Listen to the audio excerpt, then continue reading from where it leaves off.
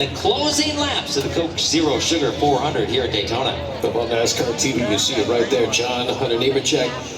And the 42 will come to sliding on the asphalt, get back out on the racetrack. No doubt, pit road will be a busy place. Welcome back to the Coke Zero Sugar 400 here at Daytona. We work the caution flag now for the 5th time for a problem in the Daytona Super Stretch. It happened halfway down the backstretch, Alex. Contact while racing for the lead. Saw John Hunter Nemecheck spin to the inside and do the slide for life all the way down the end of the back straightaway, all the way through turn number 3. They have taken the grass out of the skid pad that was over here last year, and even in the Daytona 500, it is only 1, 2, and 3. Logano is on and on the pit road. Hey, folks, Ryan Blaney is in, going to be fuel only. Race leader Turtle. Kyle Busch comes in, going to be fuel only there as well. Brad Keselowski, he's in the second pit box. Michael McDowell.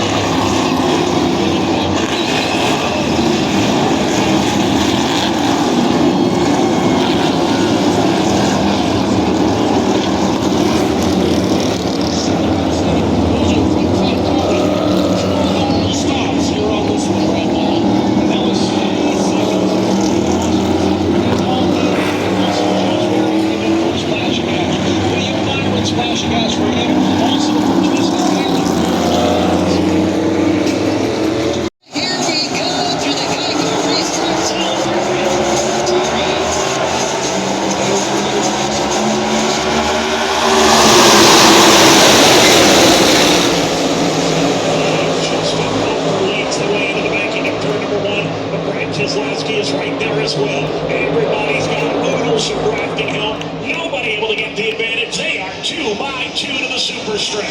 The field is stacked up in close formation as they make their way out of turn number 2. Brad Keselowski paces the inside line. Austin Cindric paces the lane to the outside. Kyle Larson shows Austin Cindric to the lead. Continues to do so as they enter turn number 3 in the making, as Kyle Larson will then back off as Austin Cindric now is a half-car length lead to the outside. And here comes Brad.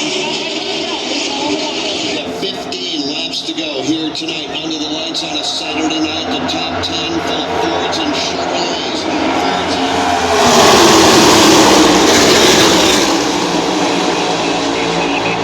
Laps to go at the World Series of Racing. Outside Ryan has the advantage.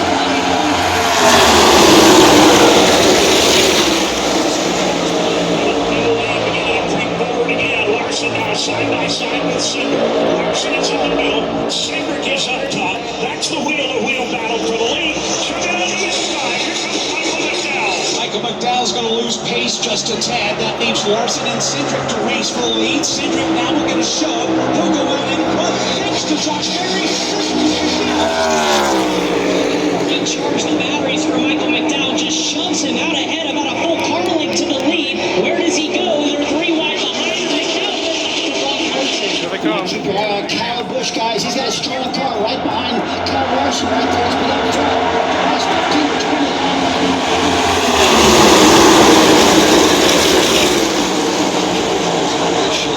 2 happens between corners 1 and 2. You see it here on NASCAR TV.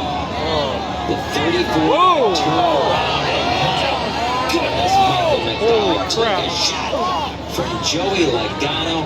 Almost flipped Alex over. Bowman in the mix there in the 48. 3/4 of the field in the mix. We saw the win on that down on the 22. We saw Michael Joey McDowell Logano. almost He went upside down. appears to be A-OK, but a shot to the driver's side door, the number 34 Michael McDowell machine, and it catches air, Joey. Almost went upside The down. only thing it looks like, fans, That's indeed, crazy. NASCAR TV. Here we get another good look at it. Austin Cindric gets together with the 34 Michael McDowell, and it is absolutely incredible. Heartbreak City once again for Kyle Larson. We talked about his lack of luck here at Daytona. Looked like he was going to have a shot for the win. It goes up and 3-4 the top of Michael McDowell's car. Look at it right here, Dean. Between turns 1 and 2. Here we go. and it looks like the 22 actually got on the blinders there for a moment, but he got knocked from behind. Absolutely nowhere to go. The closing laps inside of 10 to go. They talked about it on MRN. You could feel the energy ratchet. Tragedy enough, you can feel the intensity. It was going. Scratched the surface, I think, with our first rundown. Involved in the crash, Justin Haley, Michael McDowell, Kyle Larson, Tyler Reddick, William Byron, Joey Logano, Bubba Wallace, Alex Bowman. You probably have Josh Berry through the Geico restarts. Great package. We're back to green and Daytona.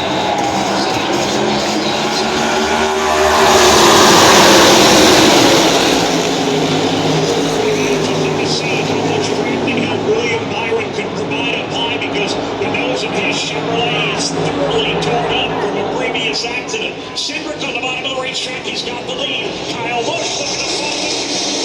Nail-biting time at Daytona. Here's Austin Cindric. He'll lead the field. He leads the inside line. But here comes Josh Berry. Berry storms to the outside. Side by side, back to three. The thundering herd enters turn number 3 with Berry neck and neck on the outside of Austin Cindric for the race lead. William Byron to the outside of Kyle Busch for that first spot.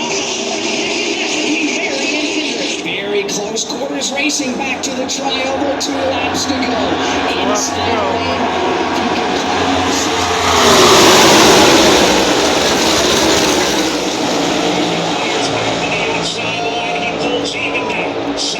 Side for the lead into the back end of turns 1 and 2.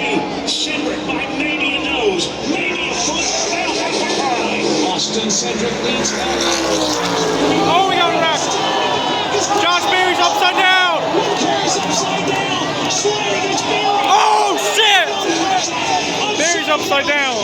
Second year in a row. The car is spinning around. And We're going overtime. goes into the inside wall. William Byron's collected. Eric Jones. God. Austin Cindric. Todd Gilliland. Eric- Austin Hill. Eric Jones? Austin Dillon. All have contact or involved. Josh Berry's car upside down, 3/4 away down the back straightaway. Here, Dean, the replay on NASCAR TV. Yeah, there we. It looks like the inside car, the 2 of Austin Cindric, got a push from behind and it upset that machine, causing the 2 to take a right-hand turn into the 4 of Josh Berry, and Poor Josh that just Berry. sends off a chain reaction. And man, oh man, there was so much energy down there on the bottom. It's hard to say who pushed who and what caused Cindric's machine to make that violent right-hand turn right into the path of Josh Berry's machine. But the inside safer barrier certainly does its job there. It's very rare when you see a car make contact with the inside safer barrier like that on its lid. But Josh Berry, again, able to walk away, so that is great to see. A couple of turned around upside down. We lose the camera, but you know what happened. Driver out of Hendersonville, Tennessee, and boy, he took a ride, and thank goodness for the safer barriers. Absolutely did what it's supposed to do. And as you mentioned, Dean, and fans, you can see Josh Berry's race car goes around like an old-fashioned spinning top, and it just wouldn't come to a stop. Yeah, there was some energy there on the inside lane. Whether it was Kyle Busch that got into the back of the 2, whether he was getting assistance from Parker Retzloff, not quite sure. Close quarter racing up the super stretch. Final couple of laps. Austin Dillon was also on the inside there. Well, that's Christopher Bell. I stand corrected. Sorry about that. That green car, 3rd row on the inside was Christopher Bell. And then it was on. You see the 21 machine there of Harrison Burton makes its way through. Is that the Burton machine? Yep, on the outside, the red and white car. It is. 38, Todd Gilliland, Austin Dillon. Poor Eric Jones in the 43. He's been in a couple of different cautions here. He's also involved, as is the 77 machine. 71, I should say, of Zane Smith.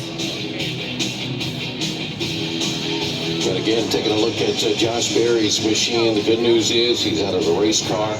Gave a thumbs up. He'll get examined by the medical team here to make sure he's okay. But one of the nicest drivers you'll meet in the sport, and you're going to hear his name being called for a long, long time. And Josh Berry, he's been solid all night long here in the Coke Zero Sugar 400 at Daytona. Yeah, a driver who had won stage 1. Was up in the mix, needed a victory tonight to